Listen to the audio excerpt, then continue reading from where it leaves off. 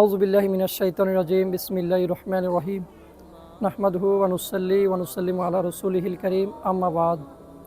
দূরে কিংবা কাছে, দেশ কিংবা প্রবাসে যারা যেখান থেকে আমার এই ভিডিওটি দেখছেন, সবাইকে আন্তরিক মোবারকবাদ এবং সালামি পেশ করছি। আসসালামু আলাইকুম ওয়া রাহমাতুল্লাহি তাআলা ওয়া বারাকাতুহু। আজকে একটা বিষয় আপনাদের সাথে শেয়ার করার জন্য আসছি, সেটি হচ্ছে বিয়ে। আজকে আমাদের সমাজে বিবাহটা অত্যন্ত কঠিন হয়ে গেছে, আর জেনা ব্যভিচার সহজ হয়ে দাঁড়িয়েছে। কারণ যে সমাজে বিবাহ কঠিন হয়ে যায়, সে সমাজে জেনা ব্যভিচার সহজ হয়ে যায়। আল্লাহ তাবারক ওয়া তাআলার প্রিয় মাহবুব আপাদমস্তক নূর হুজুর সাল্লাল্লাহু আলাইহি সাল্লাম মুসলিম যুবকদের চরিত্র হেফাজতের জন্য তরুণ সমাজকে বিবাহের প্রতি উদ্বুদ্ধ করে বলেন, তোমাদের মধ্য থেকে যার সামর্থ্য রয়েছে সে যাতে বিয়ে করে নেয়। অন্য হাদিসে মুবারাকায় নবী রহমত সাল্লাল্লাহু আলাইহি সাল্লাম এর আলিশান ফরমান হচ্ছে, হে যুব সম্প্রদায়, তোমাদের মধ্য থেকে যারা খরচ বহনে সক্ষম তারা যেন বিয়ে করে নেয়।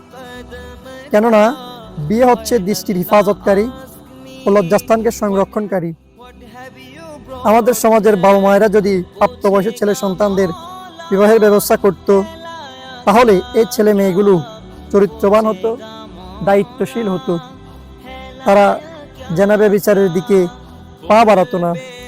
কিন্তু আজকে যুবকদের প্রাপ্তবয়সে বিয়ের ব্যবস্থা না করার কারণে যুবকদের চরিত্র নষ্ট হচ্ছে। হিটলারের জীবনী থেকে একটি কথা কোট করছি। সে বলেছিল, ইহুদিরা আমাদের ইয়াং জেনারেশনকে নষ্ট করে দিচ্ছে, রোগাক্রান্ত করে দিচ্ছে। তাই সে অফিসিয়ালি গভর্নমেন্টের মাধ্যমে আর্লি বিয়ের ব্যবস্থা করতে বলেছে। পাশাপাশি তাদেরকে সাহায্য করা, চাকরি দেয়া, বাসস্থান দেয়া, ভাতা দেয়া, যাতে করে আমাদের পরবর্তী প্রজন্ম সুস্থ সবল রোগমুক্ত হয়। আজকে কর্পোরেট মিডিয়া ও টিভি চ্যানেলগুলো আমাদের মুসলিম যুবকদের চরিত্র ধ্বংস করে দিচ্ছে। আজকের পরিবেশে আপনি পর্নোগ্রাফি আসক্ত হন, হোটেলে যান, পতিতালয়ে যান, পার্কে যান, শরীফ থেকে শরীফা হন, কোনো সমস্যা নেই। সমস্যা একটা, চরিত্র রক্ষা করার জন্য হালালভাবে বিয়ে করতে পারবেন না। অথচ ইসলামে বিয়ের পথকে সবসময় সহজ রেখেছে, যাতে করে মানুষ স্বল্প খরচে বিয়ে করতে পারে। নবী রহমত সাল্লাল্লাহু আলাইহি ওয়াসাল্লামের আলিশান ফরমান হচ্ছে, নিশ্চয়ই ওই বিবাহ অধিক বরকতপূর্ণ যে বিবাহে মোহর কম ধার্য করা হয়।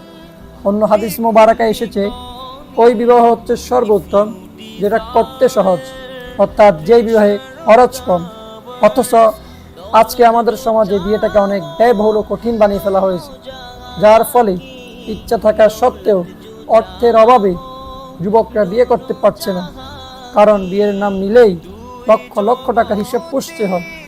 অথচ রাসূল সাল্লাল্লাহু আলাইহি ওয়াসাল্লামের জামানায় শুধুমাত্র একটি লোহার আংটি মোহরানা দিয়ে সাহাবায়ে কেরাম রাদিয়াল্লাহু আনহুম বিয়ে করেছেন।